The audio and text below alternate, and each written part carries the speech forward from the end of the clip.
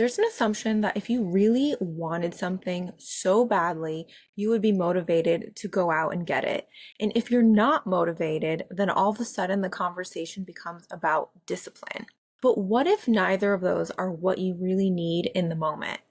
No one really talks about the in-between, the part where motivation and discipline just don't fit the current situation. Welcome to season 2, episode 3 of She's Probably Talking to Other Guys.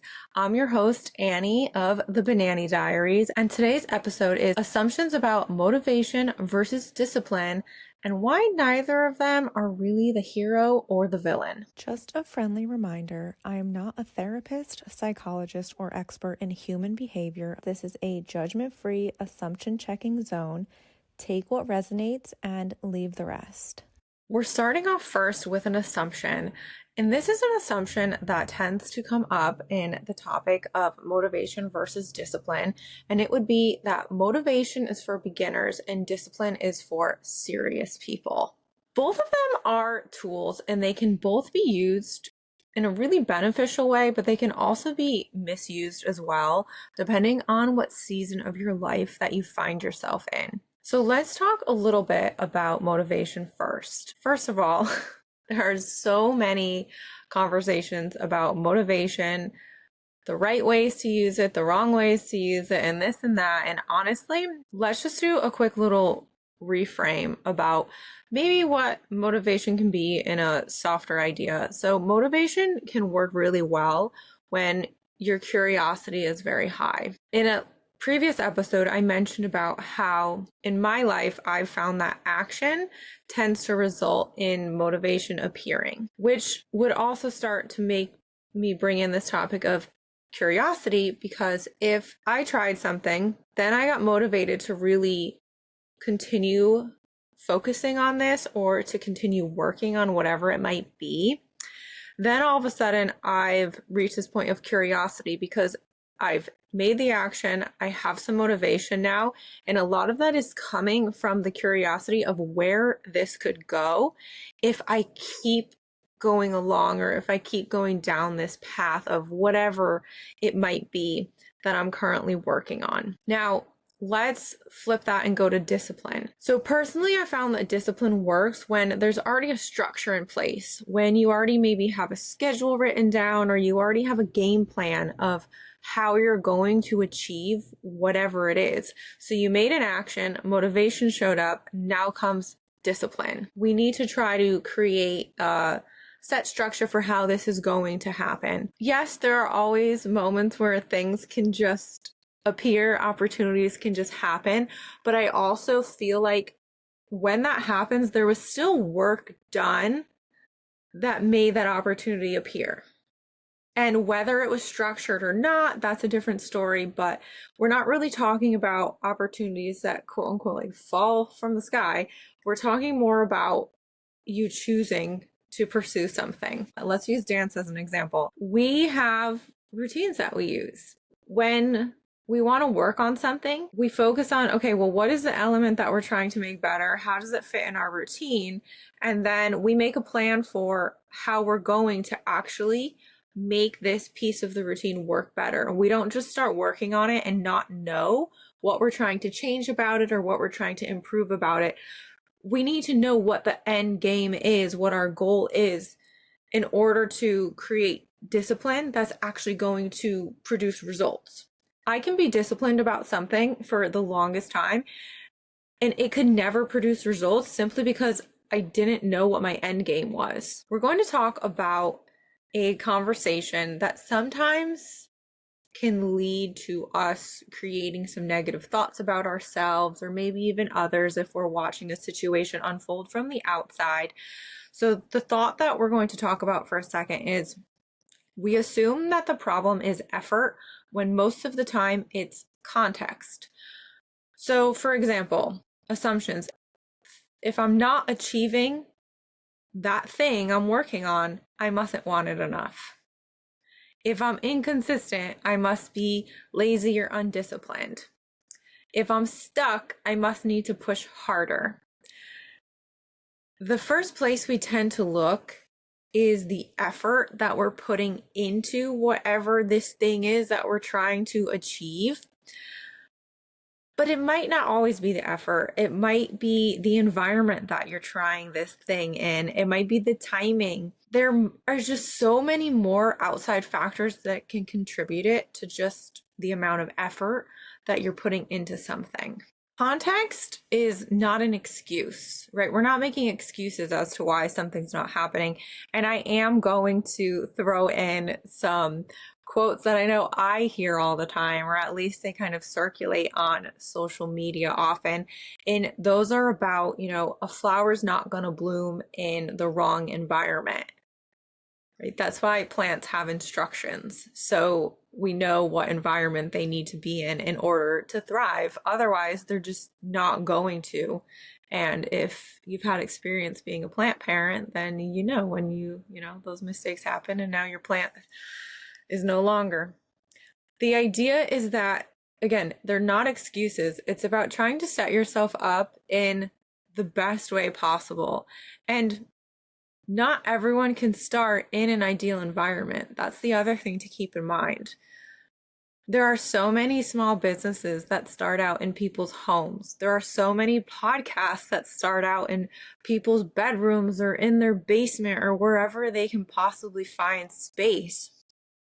So this isn't about feeling bad if you're not able to do something on, let's say, like a larger scale or a typical scale for whatever it might be. This isn't about feeling bad if you're in an environment that you can't get out of right now. It's just about recognizing what could be contributing to something not working and then doing what you can to fix it or adjust it in the moment. So context can include what your current mental load is. How overwhelmed are you? What are you thinking about? What's going on in your life? Emotional state can be another one. The season of your life that you're in. There are different seasons that people are in. It can be energy, not motivation. You can have external pressure versus internal desire for something. And then also there's something to consider if the goal still fits what you want or who you are in the moment. When you blame something on effort, we're just going to use some example phrases. Kind of a phrase could be, I just need to try harder. That is directly related to effort. If you consider that in a context framing, maybe it's, I'm trying to build something new while I'm exhausted, overstimulated, or grieving a version of myself from the past. So when it comes to applying discipline, sometimes it takes considering these outside pieces or the rest of the context of whatever's happening in order to actually put discipline in a productive way. There is something to be said for trying to push through while you're grieving. There is something to be said for trying to push through while you are just completely overwhelmed. And everyone is going to be different. Some people are still going to perform at their highest level even when they're grieving. And it doesn't mean that they're not feeling it. Maybe that's just their method of coping with it.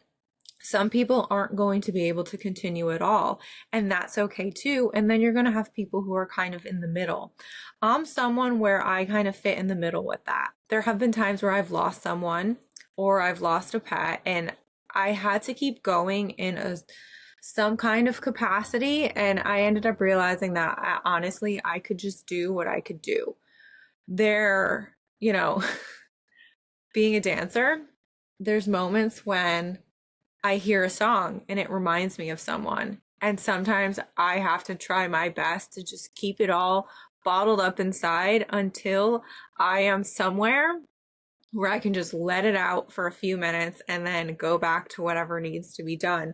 So again, there's so many different concepts of what this could actually mean. And there's a lot of different ways that people cope with these context puzzle pieces. And it's all individual. No one's the same. And I feel that it's very important to recognize that there's no right or wrong way to do it.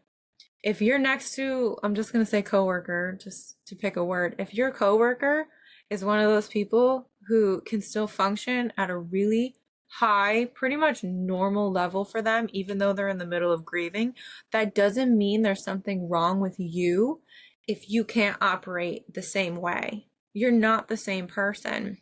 And I think that that's something really important to recognize, is that just because so and so is able to do that way, it doesn't mean that you have to do it a certain way. I like the phrase of giving yourself grace. If you're having a really hard day, it doesn't mean that everything that you've ever done is erased now. You can give yourself a moment. Maybe instead of 100% today, you need to work at 90%, and that's okay. Because when you look at, I know they pop up on my social media, little grids almost, or little charts people make of, this is my energy on Monday, this is Tuesday, this is Wednesday, Thursday, Friday, and they're all different. They're not all at 100% every day, because that tends to be, one, it's relatable. Two, I always find that that tends to be pretty accurate, at least for my life. I know I wake up on one day and it's just one thing after another. And then the next day, everything is, sunshine and we're good to go. And then again, the next day, oh, we just have all of this happening. And I just think that it's important to acknowledge what's going on and then adjust whatever it is you need to work on based on your current situation. When effort starts to become part of the question in this motivation and discipline conversation, sometimes it can be very easily turned into a feeling of shame almost. And it can turn into guilt. It can turn into self-doubt. You can start overcorrecting yourself. It can turn into a burnout cycle. Effort tends to relate to a personal failure, which I think it's very important, yes, to recognize the amount of effort you're putting into something. I think the amount of effort, at least my belief, is that effort can be related to how much you really want something. So if I'm going to put 100% of my effort into something, it's because I really want it. In my life, the times where I noticed that I didn't really choose to put 100% effort into things, maybe I did in the beginning, and then along the way I realized, this really isn't my vibe. This isn't what I'm going for. These aren't the people that I want to be around. Then I would make adjustments and actually recognize, okay, if I don't really want to put effort in, or I'm not really excited to pour my heart and soul into something, I know that that's a sign that I don't want it that badly. So for me, I've recognized that when I really want something, I pour my heart and soul into it. And when it's the opposite and I don't really want something, I might not know right away that I don't want it, but I start to not necessarily put in all of the effort that I would for something that I know I really want without a doubt. Discipline is not wrong to have, motivation's not wrong to have. The misalignment of the two in relation to the context, in relation to the situation in the moment, that's where the problem might lie for discipline and motivation to be working well together. Let's talk about awareness and how awareness can help us to, one, find the motivation, two, create the discipline, and three, understand what our goal actually is. So to understand what it's going to take to achieve what we really want. So let's talk about shifting from judging ourselves in terms of effort, or however you find that you're judging yourself, and turn it into curiosity. So thinking about, what season am I actually in? There's exploration, building, maintenance, recovery. They can also be called different things too. But there's different seasons that you may or may not notice that you're going through. You might also want to ask, what am I asking of myself right now? So I know what my goal is. What am I asking myself to do in order to achieve it? And then, does this goal still make sense in this context? So again, simple idea. If I have a plant and the only place that I have to put this plant is in a corner in the dark, is my plant even going to grow? Depending on what plant it is, Probably not. But again, just a very simple explanation there. Effort, of course, your effort is going to matter. The effort that you're going to put into it will matter. I'm going to use dancing again as an example. If there have been students who wanted to win, that was their goal. They wanted to win, but they never practiced. Right there, that's where your effort is going to become part of the problem. That's not going to be because of the situation. That's not going to be because of context. That's going to be because they chose to not put effort into their goal of becoming a champion or winning, something like that. So let's get rid of the assumption that if something isn't working, it's because you're not trying hard enough, right? That assumption needs to go away.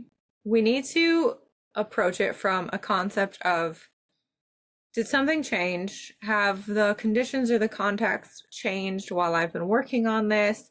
Maybe, do I still want it as bad as I wanted it initially? We need to start noticing things like that. So becoming aware of what's actually happening, what's actually shifting, what's actually changing. The awareness is what's going to help us continue in a productive way. Let's discuss the seasons in a bit more depth. Exploration season, right? Maybe you find that it's motivation in the form of curiosity. You're just playing around with an idea, seeing if maybe this is something you want to pursue. It's low pressure, right? You're just exploring. You're just trying to figure out if maybe this is something that you want. You have building season. That's going to be your discipline. That's going to be where your routines kick in, the repetition kicks in, and where your structure is really going to be important. This is the portion where we would hope that you start to see and notice and maybe feel, depending on what it is, some of the results of what you're working on.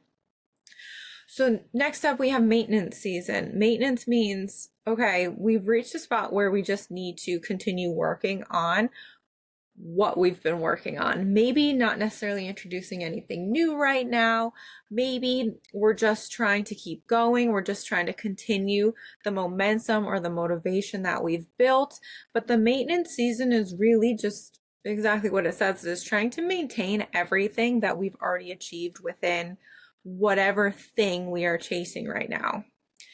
And there's, of course, recovery season too. And you have to make sure that you're giving yourself time to recover from whatever it might be. In ballroom dancing or physical activities, that can mean physical recovery, taking care of yourself, making sure that you're doing all of the things that will support you to function at your highest.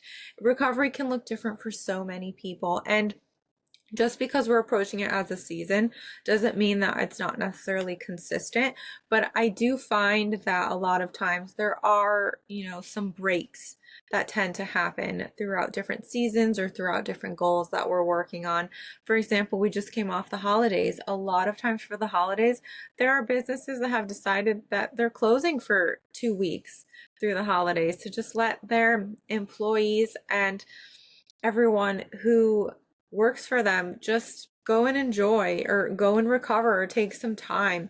And however the recovery season looks in your life, it is important in achieving your goal. In the theme of the recovery season, when it comes to assumptions, this is where assumptions about being lazy or unmotivated or lack of effort can kick in. But I mentioned this in a previous episode that when the battery on your phone is low, you need to charge it in order for the battery to pick up again. And it's a similar situation for yourself. You need to find things that help you to recharge your energy, to get you excited about things again. Maybe just give yourself a quick little break of pushing and pushing and pushing. And it's not lazy. It's okay if it doesn't look impressive to people on the outside. They don't matter.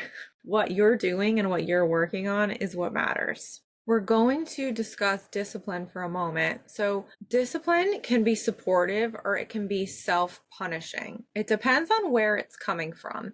So if your discipline is fueled by shame or by telling yourself that you're not putting enough effort in, it's not necessarily going to create the momentum you need to keep going because it's not coming from a place where maybe your discipline is fueled by clarity or your discipline is fueled by what you have in your mind for what you're trying to achieve. If it's not fueled by something not necessarily positive, but something productive, or if it's not fueled by your desire to want something, something along those lines, that's when your discipline isn't necessarily going to be beneficial for you. Now, motivation.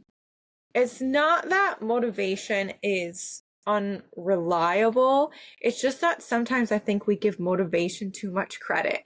Sometimes people think that motivation is all they need in order to achieve something, and motivation alone is not going to make you achieve something. Not necessarily, of course. There's always exceptions.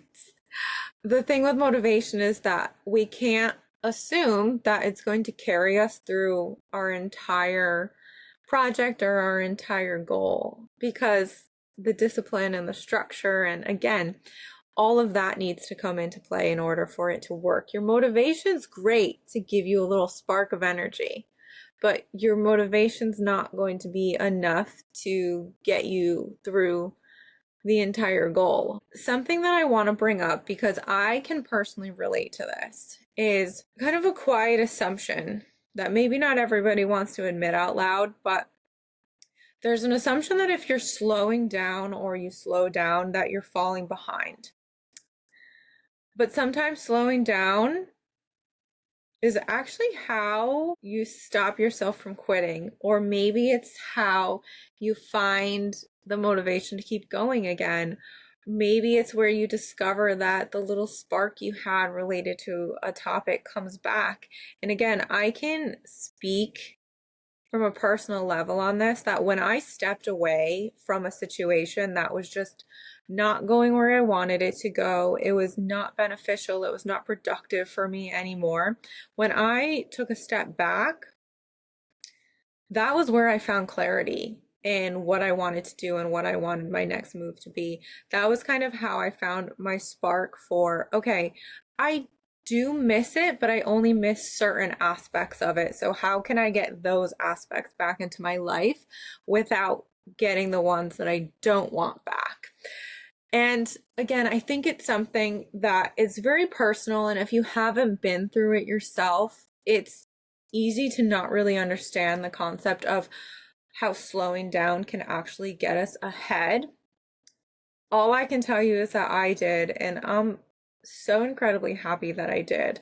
When it comes to slowing down, I'm not someone where I believe that it means that you've failed or it means that you've done a bad job at something or you haven't put enough effort in. I think that slowing down is a way that you can evaluate what you've been doing, what you've been working on, and reframe your discipline if you need to. You know, it gives you a chance to look at things from an outside perspective and determine, okay, well, this worked, but this didn't work. Maybe if I bring this in, maybe this could help me as well. And again, to each their own. I found really the next chapter of my life from slowing down. That may not be the case for everyone, but I have found that the reflection was exactly what I needed. That it had nothing to do with the effort that I was putting in all along. It had nothing to do with the work that I had put in. It just had to do with, again, the context of what was happening around me, where I was, things related to that. And stepping away is what helped me to embark on a new journey. And again, I hope that if you're struggling with something, that you can evaluate it and figure out how to keep going, especially if it really is something that you really want to achieve. You know, if it's competitive, no, competitive sports are not easy. You know, they're tricky and there's a lot involved. If you're trying something new for the first time, if you're branching out into a new category that you've never been in, I mean, those are all situations that can be intimidating, and it's just about finding your way that works for you when you're moving into something new or trying something new. Maybe you just need a little motivation again to keep going through what you're currently going through. And again, you can find that sometimes in reflecting. If nothing else is working, maybe you can pinpoint what the issue is and then find a solution from there. Today was about motivation and discipline don't have to be the hero. They also don't have to be the villain. Everything coming together tends to help produce productive results.